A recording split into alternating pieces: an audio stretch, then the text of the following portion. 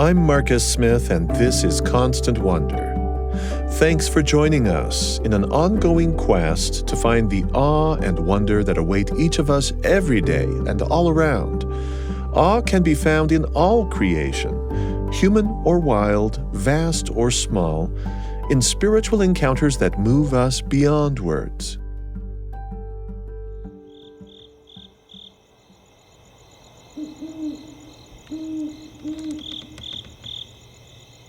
It was a big childhood fear for many of us. It still invokes a fair amount of anxiety for some.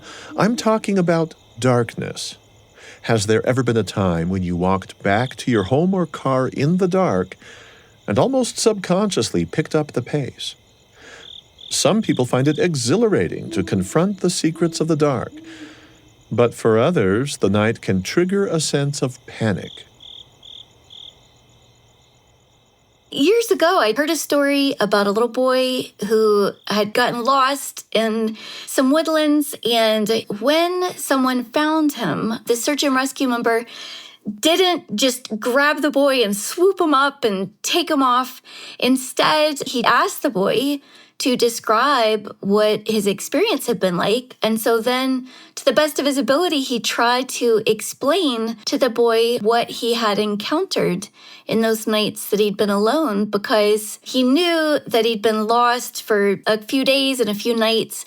And so he had undoubtedly encountered things that he didn't know how to identify that were probably really terrifying. He knew that, if the boy understood what he had been surrounded by, he wouldn't have to continue living in fear of those things. You're listening to Leigh Ann Henion. Much like the search and rescue crew member helping the little boy, Leigh Ann serves as an ambassador for whatever might be good about the dark. Things like creatures and plants and all the wild things that continue to inhabit the shrinking shadows of our planet. She's author of Night Magic, Adventures Among Glowworms, Moon Gardens, and Other Marvels of the Dark. In this episode of Constant Wonder, we're going to hear from her about what she finds not frightsome, not awful about the dark, but wondrous and awesome. Leigh Ann, here's a line from your book. It really moved me when I read it. You had spent some time in natural darkness, and then afterward you had gained, you say, a new kind of vision for places in broad daylight. And you put it this way: every plot of land I see is suddenly weighted with potential glory. Can you relive that with us? So when I was learning about fireflies, one of the things that really struck me was the fact that I have fireflies in my yard. I now know that I have several different species, including the Big Dipper, which is a common species of firefly. But when I started learning about fireflies, I was amazed to learn that when I see a firefly taking flight in my yard, that firefly has been underground, on the ground, in my yard for up to 2 years in larval form, glowing without me being able to see it. And I found that incredibly moving. And to think about all those little seeds of light unseen was really powerful for me. And I think with salamanders as well, I chase spotted salamanders to these temporary pools called ephemeral or vernal pools. And these pools can hold a concentration of life that rivals the surrounding acres. Very concentrated life in these areas. And these are temporary pools. Most of the year they don't exist. They're created by snowmelt and rain. And all these creatures just flock to these areas to procreate because, they can be safe from fish to establish populations. Just considering all of the life that I am not seeing as being around me without my knowledge was so powerful and just turns every plot of land into a place of possibility. And I just loved that. Leigh Ann Henion's exploration of the natural world has led to some extraordinary and unexpected encounters. Not everybody has the chance to see a bobcat leap out in front of them in the dark. The bobcat When I observed it, it was in a field above me, and I saw it crest high grass, entire body was flung through the sky, landed, and I imagine, it's pouncing on some unseen small prey. The bobcat's like, hello, like you've disrupted my hunting time, and the bobcat was pretty upset with me. I just think because we don't walk around in the dark so often, we don't observe things like that. And it was sort of like his time and space, So I actually feel pretty privileged to have been able to witness that. He was kind of like, go back into your house with the lights on and leave the darkness to me a little bit. How did you recover from that episode? Did it scare you away from the nighttime, from exploring in the dark, at least for a while? Interestingly enough, I actually think that the bobcat encounter, maybe it would have deterred some people, and this probably says a lot about me, but I actually think that it really inspired me to go a little deeper into darkness. In that moment, I did have this impulse to go toward my neighbor's security light. I was like, oh, I'm going to go to this light because I'm scared, because I've encountered this bobcat in the dark.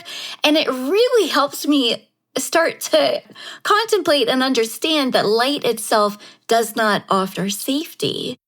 My first impulse was to turn and run, but instead I kind of kept my cool. I don't want to trigger prey instincts. But I went seeking fireflies, found a bobcat. I didn't hang out for very long. I slowly moved away from the bobcat's location.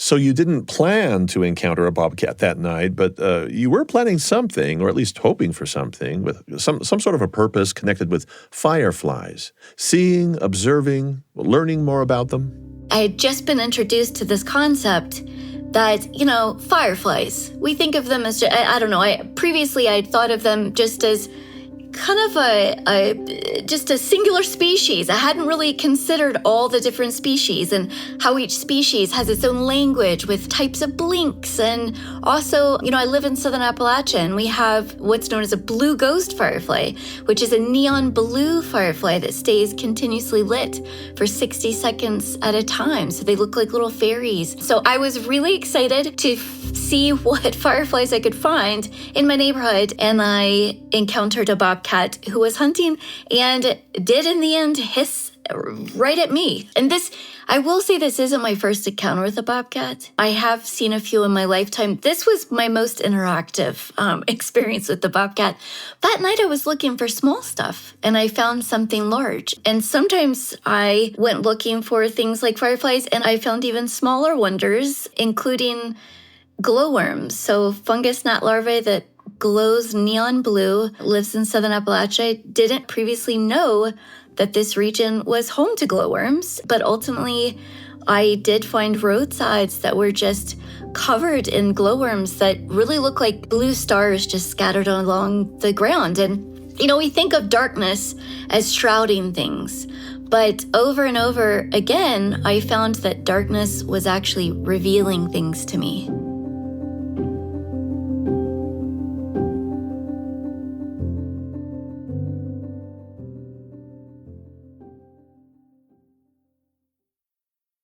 What set you out on this journey to learn more about darkness? I've always had an interest in darkness, but the first time I wrote about fireflies, I wrote a magazine story for the Washington Post about that experience. I had gone looking for synchronous fireflies in Great Smoky Mountains National Park, and it was a fantastic experience. The fireflies were magnificent, but I was struck by the fact that night after night, I was walking around in darkness without a flashlight, without a source of artificial light. And it was something that I had not really done before.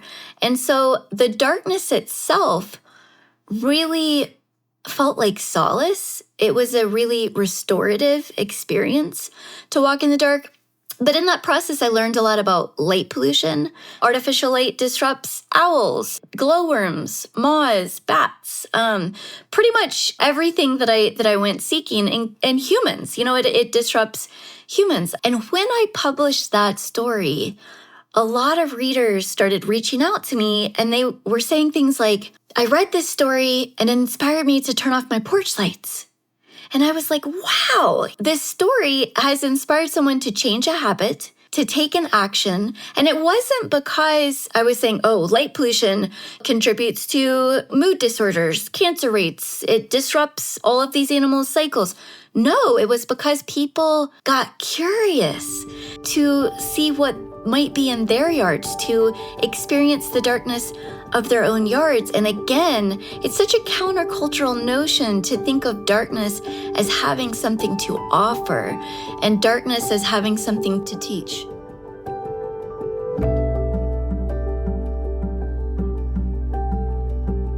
We think about and use terms of light in terms of knowledge, to enlighten. But darkness has things to offer. Man, like I've learned so much from fireflies. What would I learn from bats and what might it be like to spend time with flowers that bloom when darkness falls?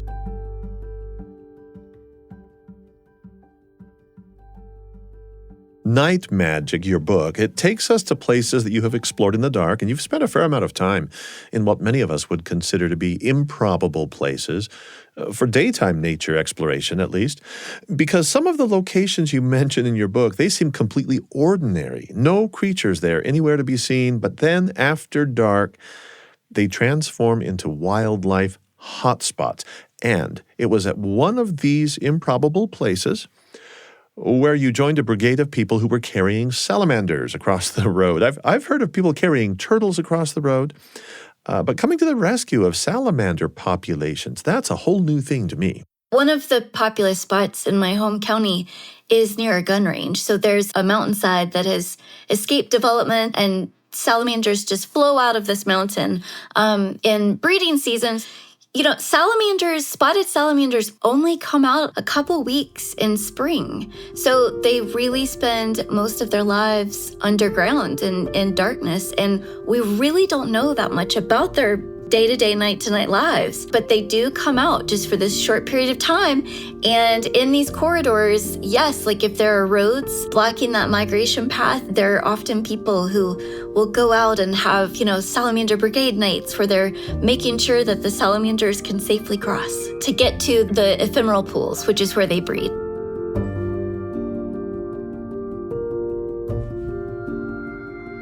This is the second time Leigh Ann Henion has made mention of ephemeral pools, and they merit a little further explanation. They're a vernal or springtime phenomenon, with snowmelt and rain collecting seasonally just for a short while. Their impermanence is the main thing to remember here. Rather than existing year-round like a pond or a lake, these ephemeral pools pop up for a short time every year, only to disappear again. And apparently they're a prime spot for salamanders to reproduce. They're far from fish who would be looking for easy food. Salamanders, it seems, know how to find these pools, some of which, as it happens, are close to this shooting range.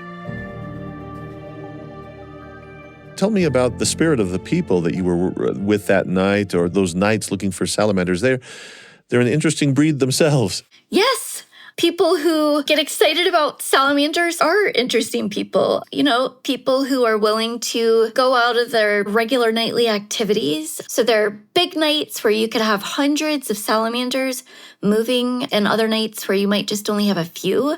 I had one woman who kind of keeps an eye out for salamanders, trying to figure out when the migration might start happening. She said, we're kind of like midwives, on call all the time to see what sort of night is it going to be for the salamanders. And it's dependent on temperature and rainfall and all sorts of different things. So it's never quite exactly known what's going to happen night to night. Here in the West, we think about desert tortoises being struck by vehicles. Of course, all across the country, from armadillos to frogs, there are endangered creatures, and larger animals as well. Every size animal with our highways, our roads.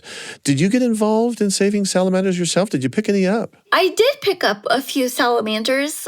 Not too many. I was with a large group of biology students on the night that I encountered a large population. But it was really interesting to just witness these, sometimes teenagers, 20-somethings. They've chosen to study biology, and some of them were encountering salamanders in the wild for the first time in their lives. And it was a really, really meaningful experience to watch that interaction taking place. There's an aspect of a salamander's connection to the surrounding world that you have given a lot of thought to. It's something completely new to me. I'm talking about the fact that they are kind of porous, as you say, to the environment. I think that's how you put it, porous. And an example of this is that algae can be incorporated into some of their cells and their eggs. When the salamanders get to ephemeral pools, they lay their eggs. And so the salamanders want to hide under leaves. They really just don't want to be in the sunlight. But these eggs are exposed to sunlight. And so when a spotted salamander develops its nervous system, algae actually blooms inside of these eggs. And so it's a little boost of oxygen. Only recently, scientists have discovered that spotted salamanders actually carry algae in their cells. The ephemeral pools that spotted salamanders breed in often have low levels of dissolved oxygen. That makes the photosynthesizing algae a crucial part of healthy embryo development. Once the baby salamanders are born and begin their underground lives, that algae doesn't play as big of a role anymore, although scientists believe that the algae may be passed from a mother to her offspring. We humans do not contain living algae, but maybe this is not unlike the microbiome that we humans do contain in the gut, for instance. In terms of breathing through their skin, salamanders are really porous. If you see a salamander in a waterway, it's a good sign that that's clean water, cleaner than most, because since salamanders are so porous, they often will take in pollutants, which can be really dangerous for them. So they're open to the world. It's their vulnerability, and it's also their superpower. Recent research suggests that this physiological openness to their surroundings is part of what makes salamanders able to regenerate some body parts so effectively. Apparently, there's a strong correlation between suppression of the immune response and a greater regenerative potential. It's pretty amazing. I mean, they can regenerate limbs. Scientists are looking into it, how this might influence human regeneration. Cancer research, there are all kinds of implications for what salamanders are able to do. And interestingly enough, very, very few studies on how light pollution affects their regenerative ability. But, in terms of light pollution and darkness, one of the things I found really interesting in terms of a migrating salamander, there have been findings that show that it's not only artificial light that affects them, but it's also the artificial darkness of shadows cast from artificial light that blocks them. So it kind of creates a perceptual blockade for them. In other words, the crisp contrast between light and dark that is cast by a shadow is likely perceived by a salamander as an actual physical barrier they won't try to cross. I had never considered night shade, that there was shade at night due to artificial light or moonlight. And over time, I did actually notice that it plays a role. A shady roadway in the daytime is also a shady roadway at night. And so it provides an even darker locale, which often in those locales, that's where I noticed glowworms and things like that. So it's really fantastic to think about the power of shade and the value of darkness. Like shade is, again, you're throwing shade. It's you're shady. There's often this nefarious connotation, but to think of shade and darkness as a positive is really important, I think.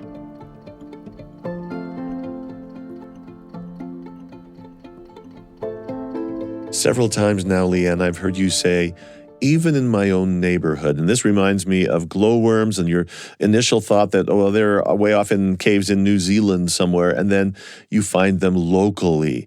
That kind of discovery is something that so many of us, I think like you, discount even being possible. And I'm beginning to wonder if I might go outside and find something glowing myself. This project has given me a real belief in the concept that if you were to go outside where you are in your own neighborhood, if you were to turn off lights that you usually keep on, if you pointedly set out to experience the night world differently in your own neighborhood, you would absolutely find something extraordinary. Desert areas, desert areas in terms of scorpions and different things, you can use a UV flashlight to see animals that are biofluorescent. So fireflies are bioluminescent. They are living light. They create light. Biofluorescent creatures hold light. So if you use a certain spectrum of light, you can find them glowing. And scientists are finding that there are mammals that are biofluorescent that they weren't aware of before. Flying squirrels, for example, live in this area. And if you shine a UV light on a flying squirrel, it will glow, which is just fantastic. Now, if you're wondering what color a flying squirrel would glow, the answer is actually bubblegum pink. The fur on their bellies, usually visible to us as white, it turns bright and vibrant under UV light. Scorpions, for their part, glow a neon blue-green. I often set out and I wanted to, find these wonders, and ultimately I found them in my own neighborhood. But I think part of the journey was learning how to relate to night, kind of learning how to walk in the night. You want to walk pronounced heel toe so that you don't trip over things. And just to kind of acclimate myself to the idea of going out into my neighborhood and walking in the dark or sitting in my own yard and listening. I started this journey mistaking mourning doves for owls. Mourning doves sound more like stereotypical owls than actual owls. They're the hoo-hoo of the children's books, whereas screech owls sound to me, they're like little ponies in the trees, But now I go out and I hear that trembling in the trees and I'm understanding the world around me, whereas before I might have just ignored it or it's background noise.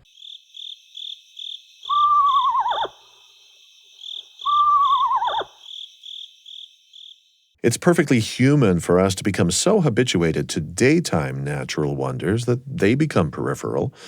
But given that so many of us shun the dark spaces, nocturnal creatures fall even further away from our consciousness.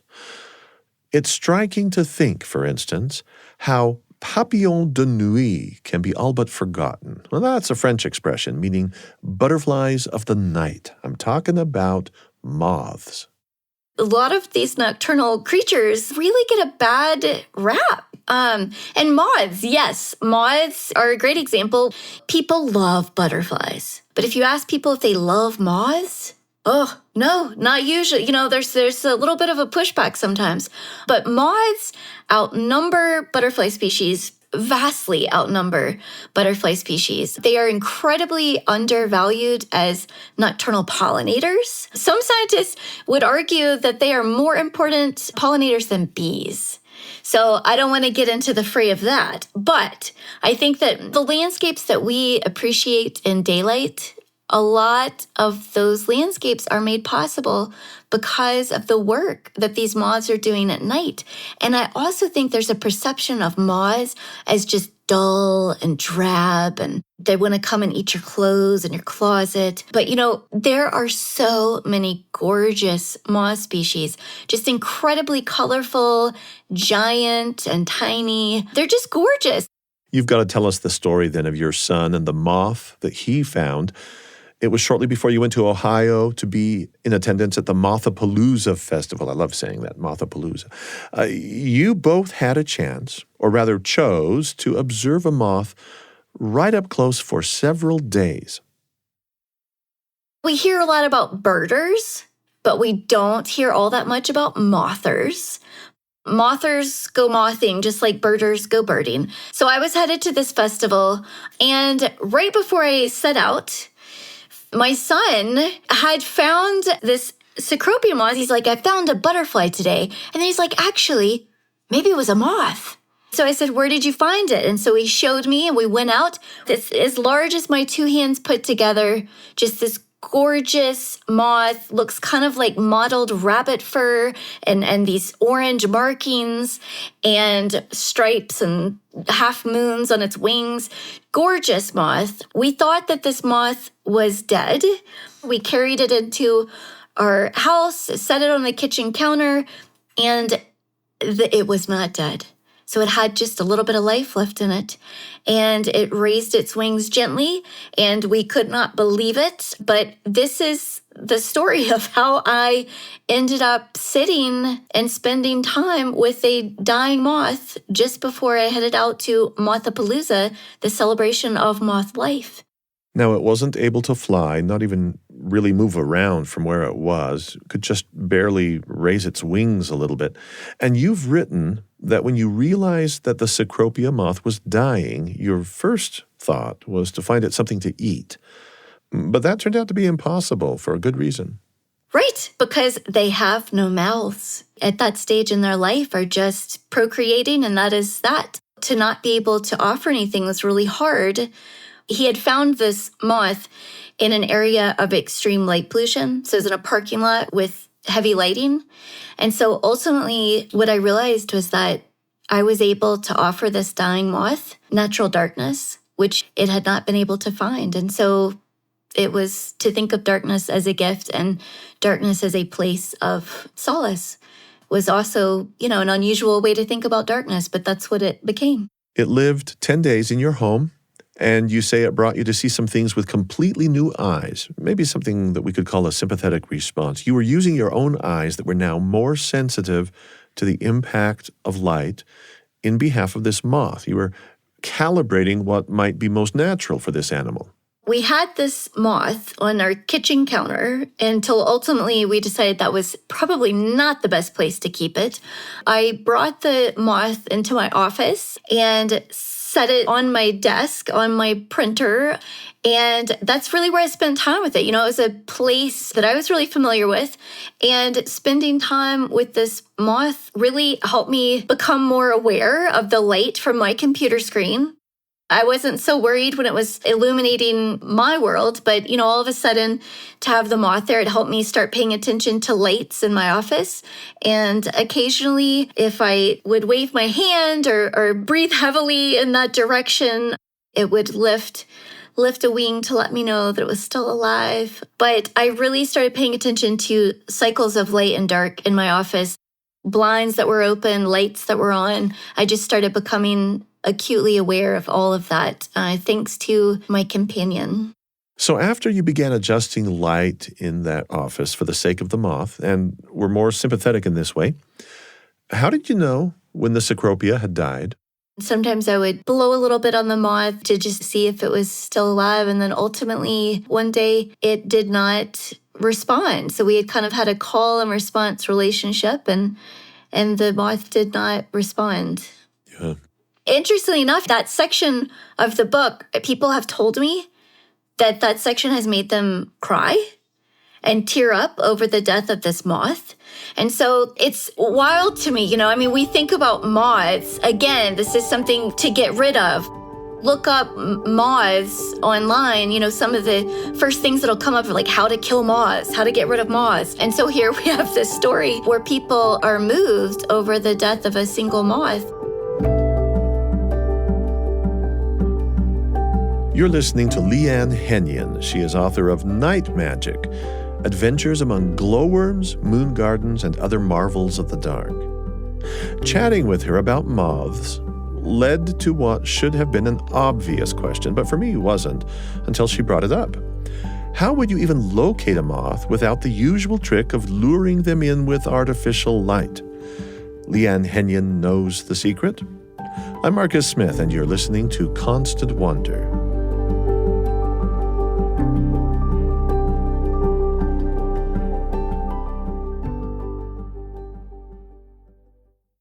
I hope you've heard the great news that there's an exciting podcast just recently launched called Constant Wonder Kids. It takes stories from our Gold Signal Award-winning podcast Constant Wonder and fashions them into just right-sized little nature explorations for young people. Come along for extraordinary adventures as we dive deep into the ocean with whale sharks, or even cheer for tiny little athletes at the Hedgehog Olympic Games. Whenever your brain's got an itch of curiosity about our world and it needs to be scratched, Constant Wonder Kids is just the thing. On the BYU Radio app or wherever you get your podcasts.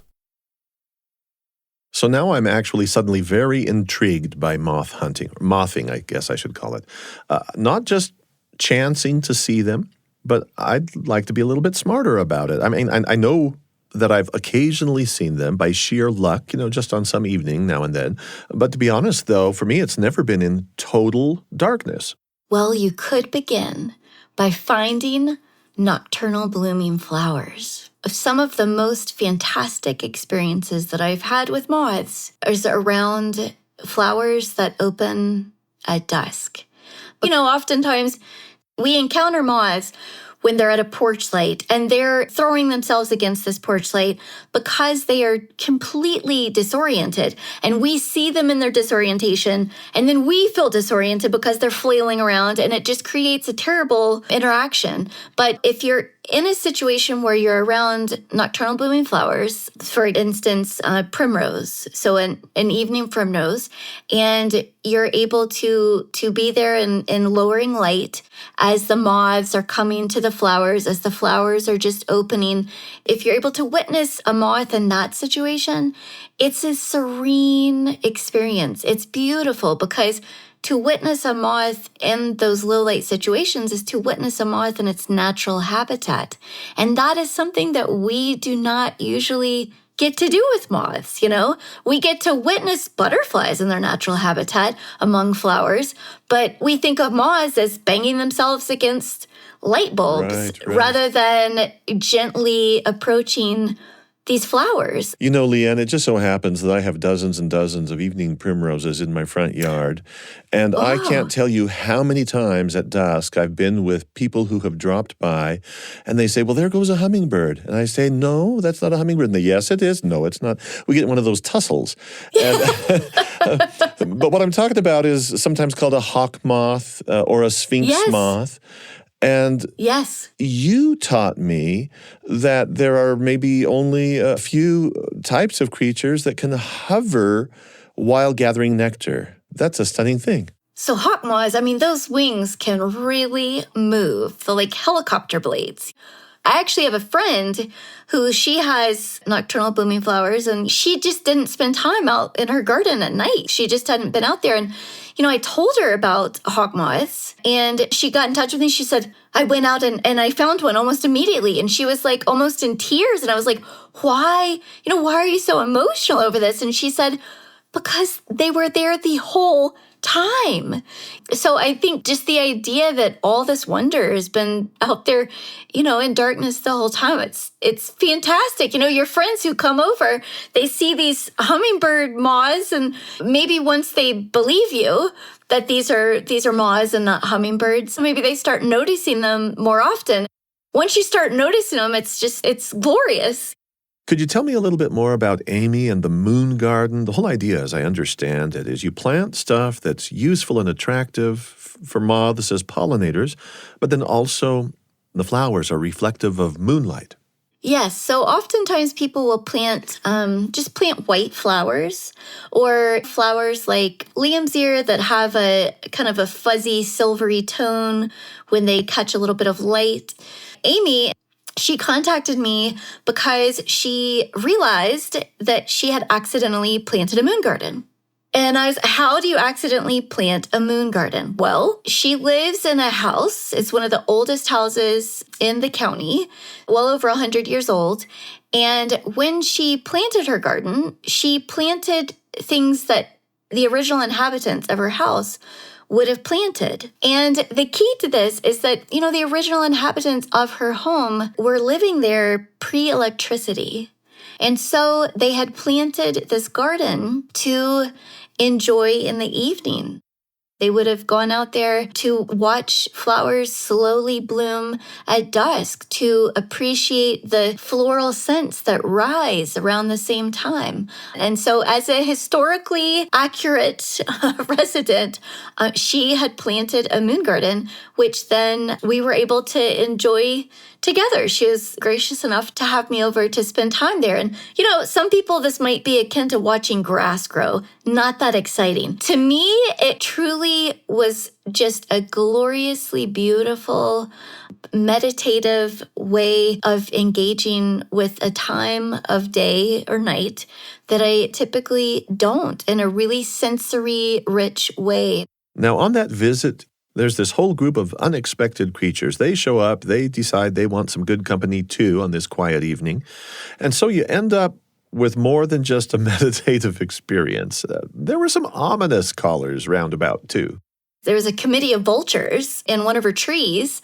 And so she started worrying about her sheep because she was worried that these vultures were indicating that something had happened.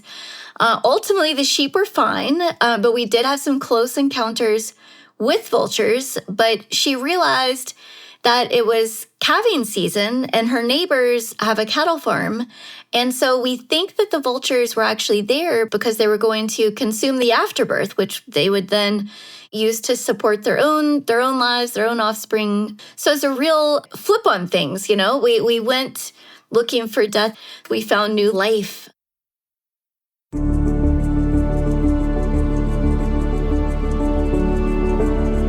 Leigh Ann, my wife and I took the family to see Yellowstone National Park. This was last fall. And of course, we did the obligatory thing. We visited Old Faithful. Hundreds of people waiting expectantly, that big ring that encircles the geyser. There's a real vibe of excitement in that crowd. You know about big drama nature excitement because I got to hear your vulture story. That was pretty exciting. Few people think that watching simple flowers open up at night is going to be a match for watching a mighty geyser blow. So you genuinely get excited about things that are so simple?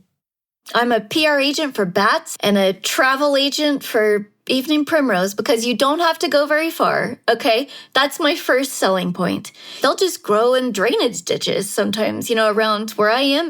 But, common evening primrose, they have these little latches on them that at just the right time in the evening, that latch kind of pops open and the flower just opens. And it's like watching a time-lapse video, but in person. And then you never know. Helicopter blades, hawk moths, you never know who's gonna come visit. And it is more meditative than explosive. Like Yellowstone, that's a giant awe experience. But to have the patience to kind of let your own night vision ripen, sitting with an evening primrose, it's a different kind of experience, but it's a lower energy, meditative, pretty amazing experience. And again, you don't have to go far. It's completely free, just right there in your yard. Just, who needs a little break from their screen? Who could use a little time away from artificial light? That's a good excuse to go. And also, my dad and my grandpa, they used to go fishing when I was a kid. Sometimes I would go with them and I'm like, okay, it doesn't really matter if you catch anything. This is a great excuse to just go outside and just be without having to have an excuse. You've created a mini quest. Going fishing is like creating a mini quest for yourself. And, if you have a little quest to go out and watch a night blooming flower, people can get behind a quest. So, a mini quest right in your own yard. Can you find a night blooming flower? Are you patient enough to watch it bloom? This is what the kids would say. This is your new TikTok challenge. Leigh Ann Henion knows that part of the challenge is patience. That's fairly obvious, woefully lacking in our rushed society. But then there's the simple challenge of also learning how to see in the dark. Do we use our eyes differently? The answer is yes. A lot of people think that we come into our night vision after 20 or 30 minutes of being in the dark, which is true. We gain the most of our night vision early on, but we incrementally gain night vision for hours. If you have never pointedly set out to let your night vision ripen, if you have never pointedly spent hours in the dark, focused on that intentionally. You're talking about me. Yeah. Okay, I'm really excited to tell you this. You do not know your own powers. You have night vision that you have never fully experienced. This is so exciting, I can't even tell you. Because anytime, so when you have that burn of light, somebody brings their cell phone out or flashes a flashlight into your eyes have to start over again. because we produce a chemical that helps us with night vision. So this is, you know what this is? This is another quest for you. Yeah. So quest, have you experienced your night vision? Quest, have you ever watched a nocturnal blooming flower in real time?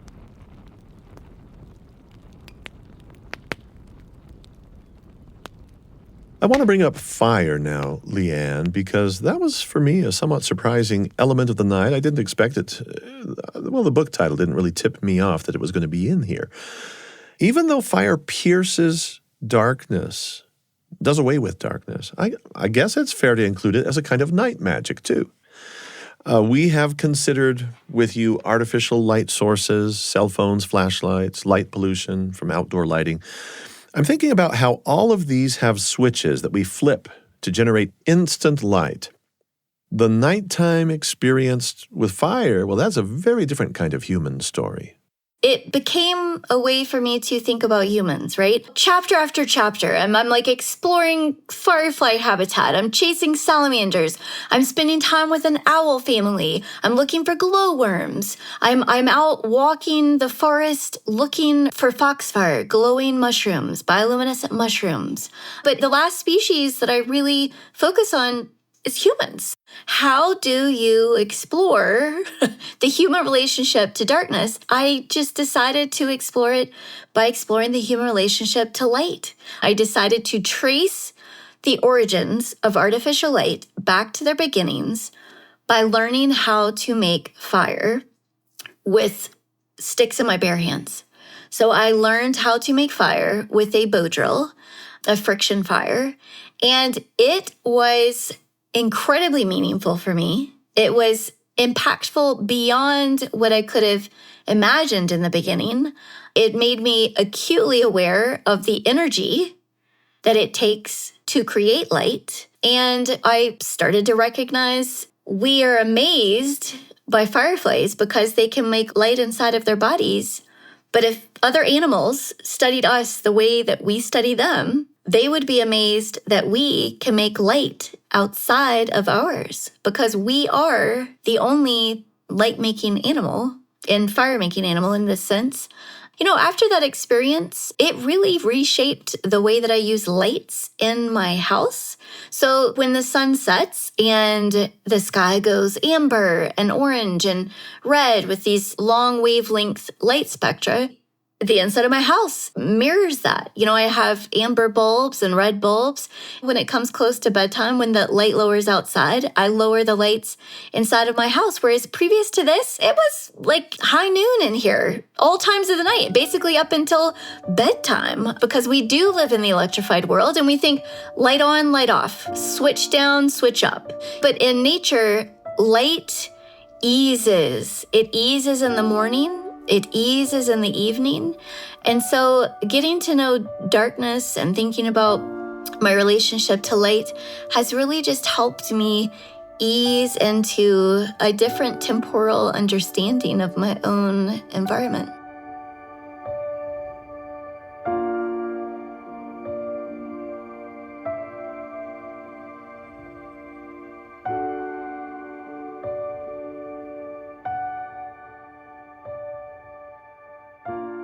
Salamanders, owls, fireflies, moths. You made fleeting references to bats in our conversation. A lot more about them in your book.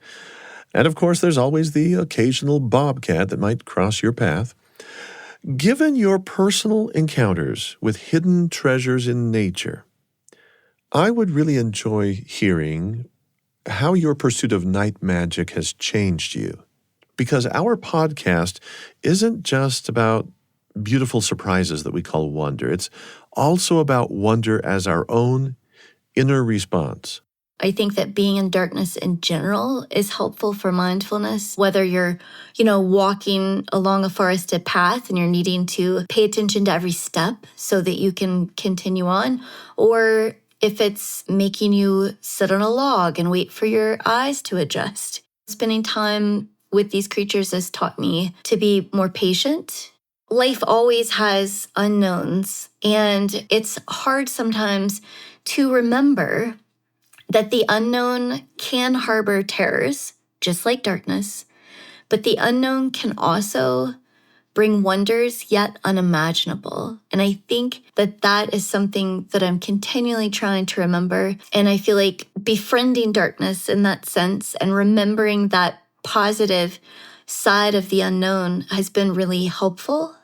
Being in dark or low light situations can also be really expansive for creativity, for ways of thinking. It takes away a lot of the chaos and the continual buzz of modern life.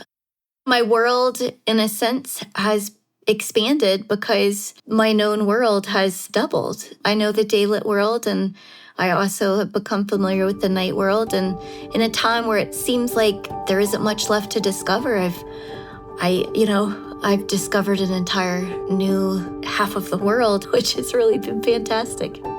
Leigh Ann Henion is author of Night Magic, Adventures Among Glowworms, Moon Gardens, and Other Marvels of the Dark.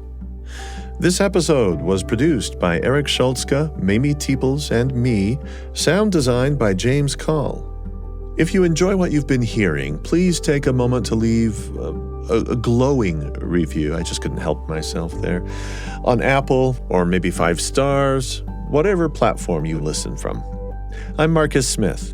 Constant Wonder is a production of BYU Radio.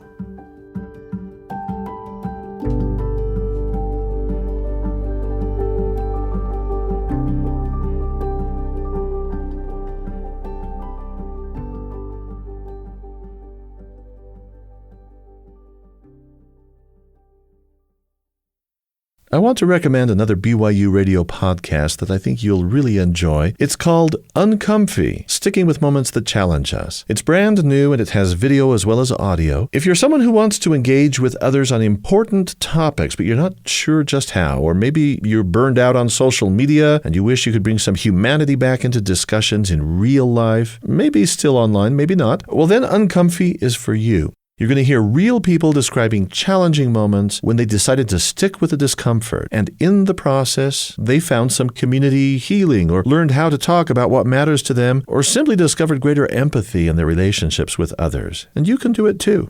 New episodes of Uncomfy, Sticking with Moments That Challenge Us, drop every Wednesday, and you can listen or watch on the BYU Radio app or wherever you get your podcasts.